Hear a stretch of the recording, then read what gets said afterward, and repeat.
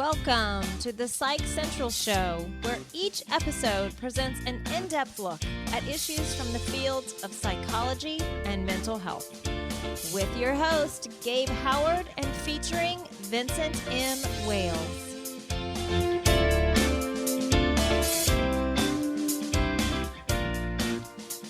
Welcome to this week's episode of the Psych Central Show.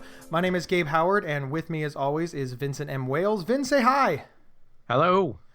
We are going to discuss panic and anxiety disorders this week. We're going to go ahead and jump right into it. The first thing that I want to confess is that I live with anxiety disorders. I'm assuming that all of you have read my bio and are intimately familiar with my medical diagnosis of anxiety. And Vin, have you ever experienced a panic attack? Honestly, I'm not sure. I do experience a bit of what you would call social anxiety, but I'm not sure I could really say attack. Yeah, that seems a bit excessive. The first thing we should probably define is the difference between anxiety, which most people have. I really feel strongly that I could say that everybody has experienced anxiety at some point in their life. So we really have to define the difference between an anxiety attack, anxiety disorder, a problem with anxiety, and just, normal butterflies in our stomach. Okay. That's your job. No, I don't think it is. Well, anxiety, of course, we all have it. Every kid in school has anxiety before a test.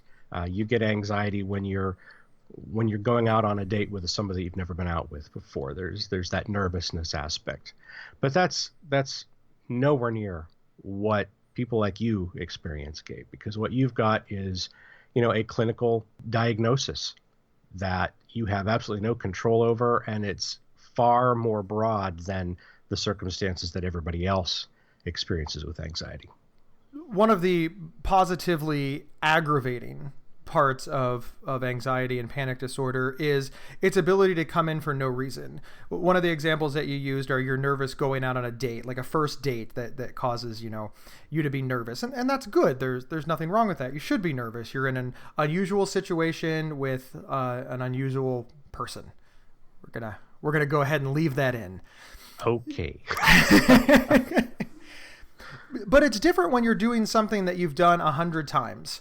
I've had a panic attack sitting on the couch watching television, and not the news or just literally a sitcom. I'm sitting there, I'm watching the latest Thursday night show, and I begin to tense. I begin to sweat. My heart starts to race, and I feel as though I'm going to die. I mean, I just shortness of breath, and I clench, and I feel heavy, and I have trouble putting together words. And I'm in my own house, and that's what I really want to get across. There's nothing wrong externally. It's all internal. I am quite literally freaking out. I am anxious. I am being attacked by my own anxiety for no reason. And when these things happen, can you identify any sort of trigger? Occasionally. That's the long and the short of it, I guess. Sometimes there is a trigger, of course. I can say, hey, doing this causes panic attacks more often than not. And of course, the natural desire then is to avoid those things. And I do as much as I can. But I have to say, the majority of time, no. And I try to rationalize things in my head. Early on when I was first diagnosed, we'll go with the sitting there watching television and having the panic attack. I would convince myself that, the show was about an absentee father, and my biological father abandoned me, and that's what caused the panic attack. I suppose there might be an element of truth to that. I was going to say, why do you think that's a rationalization? I think it's a very valid possibility there. It certainly is a possibility, but it's not conclusive. And the lengths that I will go to prove that it's not, I just want control. I'll be the first to admit it. I want to be able to control my body, my sensations, and my mental state. And if I can say, hey, the reason that I'm having a panic attack is because the thing that was on the television gave me a panic attack, I kind of want to latch onto that. But here's the thing. I need to be able to watch a comedy show on television without having a panic attack. It is interrupting to my life if every time I see something that is close to something that bothers me, I say, oh, well, it's perfectly reasonable to have a panic attack, because it's not. Right. That makes sense. Yeah. Vin, one of the things that you talked about at the head of the show or the start of the show was social anxiety. Now it's in the anxiety spectrum. Obviously, anxiety covers a lot of things, but what's the difference between social anxiety and panic attacks? Well, since I've never had a panic attack, I really can't speak from experience. But for me, the social anxiety only comes about in fairly specific circumstances. I've always said I really don't like crowds. I much prefer to get together with friends, for example, on a very small, intimate level. Have 3 or 4 friends over to my place and just sit around and talk, rather than going to a friend's house for a party. Even if I know 95% of the people there, it still is a bit overwhelming to me, and I have to take periodic breaks. Now, that could just, some people might say, well, that's just because you're an introvert and you need, to be alone to recharge and everything. And yeah, that's probably partially true, but I think it goes past that. It's a situation where sometimes I will choose to stay home instead of put myself in that situation. And that's where it becomes problematic. When we're talking about panic attacks, one of the things that you said, and the big difference that I would like the audience to understand, is Vin's in control. You're in control. You've decided when to go, when to take the breaks. You can move around. You have your faculties. And while it may go past mere discomfort or dislike, you still have an element of you can make choices. Mm-hmm. Right.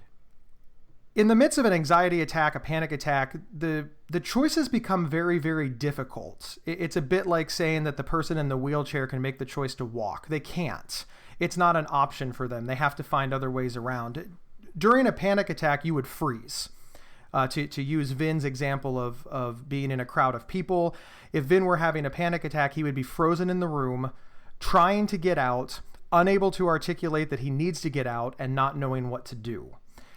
Or in very, very bad cases, for lack of a better word, Vin would get out of the situation by doing something that could be embarrassing or damaging. Start screaming and run through the door, knock people over to get out of the way, because it's a fear response. You're frightened. It's not unreasonable to push people out of the way and run out of a burning building, because it's scary. You feel like you're going to die if you stay. So those are a couple of layman's differences between social anxiety and a panic attack. Let me ask you this: when you have a panic attack, how long do they last typically? They're not momentary things. They need to last for a little while to really, at least in my mind, to be classified as a panic attack. If it causes me discomfort for just a few minutes, maybe it could be the start of a panic attack that I was able to dial back. But I personally still sort of look at that as just the natural level of anxiety that everybody has at some point. I've had panic attacks last a couple hours where I just can't calm down.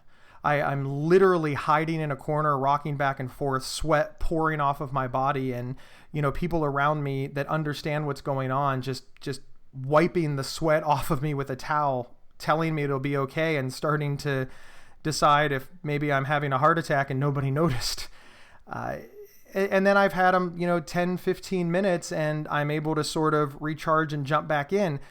I've had a lot of experience with panic disorder, and I really, really try to control my own destiny, but that's not so easy. Of course, I carry in my pocket medication that if a panic attack comes in and reaches what I consider, critical mass, meaning I'm going to have the full-blown panic attack or I'm having the full-blown panic attack, I can take that medication and it helps me calm down a lot faster than back before I even knew what was going on. And when did you have your first panic attack? Do you remember? I honestly believe that I had panic attacks in high school, probably before high school, probably in middle school. My family really chalked them up to other things. Oh, you're afraid to go to school today because you didn't do your homework. Oh, you're having trouble making friends and that's why you're acting this way. I hate to beat up on my family, but any mental illness related thing that happened, they had the quick stereotypical answer for it. I wouldn't be X if I didn't do Y. And that prevented me from getting diagnosed for a long time. And here's something that I want to tell people. I thought that panic attacks were hunger when I was younger. Every time I got that pit in the feeling in my stomach, every time my heart started to race, every time I started to sweat, I thought that I was hungry. So I would eat. And I think this is one of the contributing factors to me ballooning up to 550 pounds. I ate every time I experienced anxiety, depression, mania. I thought they were hunger sensations because that's the only thing I could link them to. Gotcha. I want to just say real quickly, though, that sure, you do beat up on your folks a lot, but the truth of the matter is that I think there's probably more people out there who would react the same way that your parents did than otherwise. Nobody wants to think that their 15-year-old is having anxiety attacks, so they're going to come up with some other explanation for it just because it's more likely, probably, in their minds.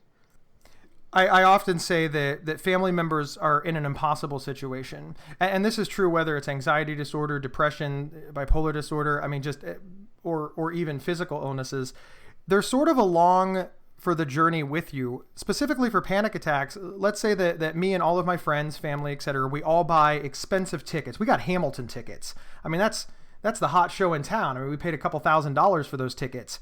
And now Gabe is having a panic attack. That's a big deal. I'm sick. So I understand why I don't want to go. I'm having a panic attack. But what about the rest of the group? They spent a lot of money. They've been looking forward to this. It's not something that's easily reschedulable. They're upset. Sure. But should they be more upset than the guy that's sick? I've got two things. I'm going to miss the show and I'm sick. They've only got one thing. So what? We just dismiss their views entirely? No, they start to make the decision that, hey, maybe next time we all get Hamilton tickets, we don't invite Gabe, just in case. Mm-hmm. Well, now I feel isolated. Now I feel alone. Now I'm not part of the group, all because of an illness that I didn't ask for. So I start to think that they're mean. So this puts us at odds.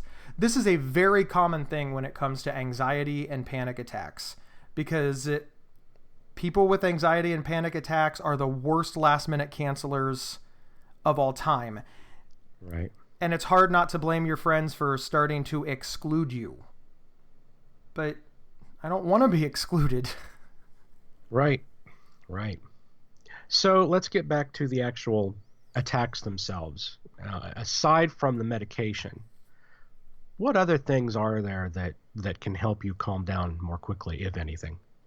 So the first thing I want to say is, the question is probably worded a little bit wrong for our podcast, because the things that help me, there's not a lot that helps me. I have the breathing exercises and mindfulness and radical acceptance, and none of those things really help me. That said, they do help a lot of people that I talk to.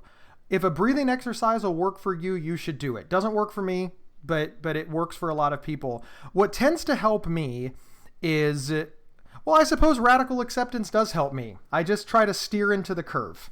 I try to realize that it's going to happen. There's not a lot that I can do about it, and move on. So that is helpful, but in the midst of it, in the full-blown panic attack, not a lot. The medication is helpful, but the medication has its own drawbacks. For example, the second I put that pill in my mouth, I can no longer drive.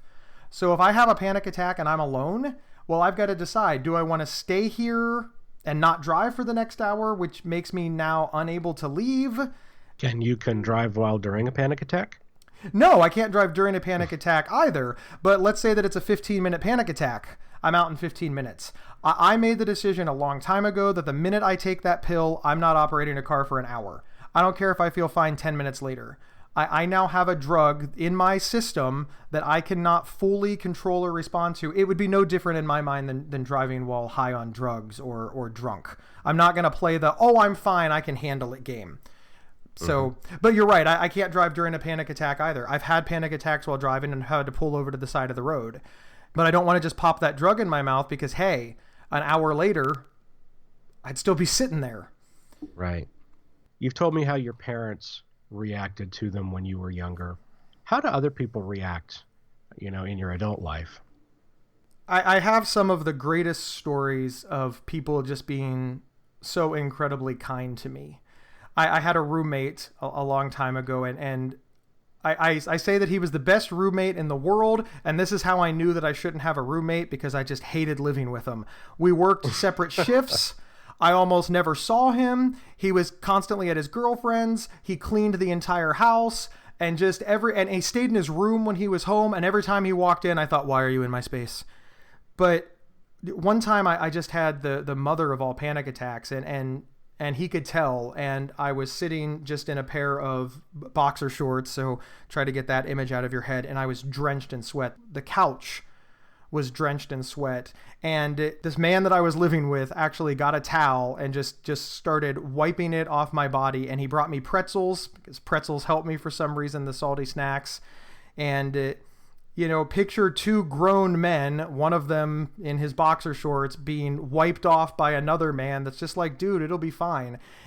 It was an awkward and embarrassing moment for me, but afterwards I thought, wow, just what remarkable kindness from somebody, especially in an age where wiping the sweat off of a mostly naked man would just not be... I'm sure he appreciates me telling that story, but it just let me know that he acknowledges it an illness, and it is. Luckily, the next time that happened, it was with my wife, and that's a story that's much easier to tell. But people don't always respond favorably, because again, let's go back to the mythical Hamilton tickets. We're in the lobby. We can't get our money back. We can't trade them in. I've had the panic attack in second intermission, and I want to go home, and they're just like, why? And I think, well, if I fell down and broke my leg, you'd be willing to leave. Well, yeah, because that doesn't happen every other month. So you think that maybe they just want to tell you to suck it up and get over it? My really, really close friends, they don't want to tell me to suck it up and get over with, but they do want to say, look, this isn't the activity for you. And it's understandable. If I had a friend that, had no arms and no legs, I wouldn't invite him on the ski trip. It's not personal. Just skiing is not the activity for them. So, but I want to say, no. This time is going to be different. And they want to believe me. And sometimes it is different, but how do you weigh it? And right. The thing that I want to say about that is we have actually put some rules in place. And that is, if I have a panic attack during the second intermission of something, we don't leave. We don't. Gabe sits in the bathroom, the lobby, and waits patiently, because that's just the deal that we made. And that allows them to invite me. And that's where I had to be mature. On one hand, I want to be like, hey, I'm sick and I want to go home. But I have to remember that I don't want to ruin their fun either. So by talking it out and by coming up with compromises about these things, it actually has made the situation a lot better. I still get invited to things, and they're not worried about missing them. But it is a hard blow. I'm sure, if I were being honest with myself, that them knowing that I was in the lobby having a panic attack by myself, that's got to weigh on them some. They're good people. But sure, this was the best compromise for everybody. There have been instances where your friends or whomever did get angry with you over a situation like this? In the beginning, we all got angry with each other because they didn't know why I was acting this way. And that's what they said. Why are you acting this way? Why are you doing this? What's going on? Why do you cancel all the time? And I would get it a lot. And I didn't have an answer to give them. They just thought I was being a jerk. And quite frankly, I kind of thought maybe I was being a jerk too. I didn't know why I was canceling at the last minute or wanting to go home in the middle or acting erratically, but hey, I was. And it's easy to assign a moral value to that. So yeah, we got in lots of fights about it. And there's friends to this day that I don't have because they just decided that I was unreliable. And they were right. Having a good excuse for being unreliable does not make you less unreliable. Well, you said something that I think is really, really important there. You said that you felt like maybe you were just being a jerk too. I think that there's nothing worse than not understanding your own behavior. It's bad enough when you're trying to understand the behavior of a loved one, but when it's yourself and you don't get it, that's just above and beyond. And it's impossible to explain to them. And you're right. Not only did I feel alone in my own mind, I was unable to get people on board because I didn't know what to tell them. Right. I didn't want to tell them that I was a jerk because, well, who wants to tell them that you're a jerk? But And I didn't necessarily agree with it, but they were just like, why? And these are not unreasonable questions. Right. Gabe, why are you behaving this way? I don't know was the truth, but it sounded absolutely like a lie. And that is where anxiety disorder, in my opinion, is the most damaging. Your behavior mirrors bad behavior, but it's not coming from a bad place. But even the person that's doing it doesn't realize that. And the whole thing crumbles instantly around that person and everybody around them. And it's isolating. Panic and anxiety is probably at its worst extraordinarily isolating. It makes you feel completely alone. So you've had a panic attack. What happens after? Are there any residual effects, anything, repercussions or aftershocks or what have it? What's it like?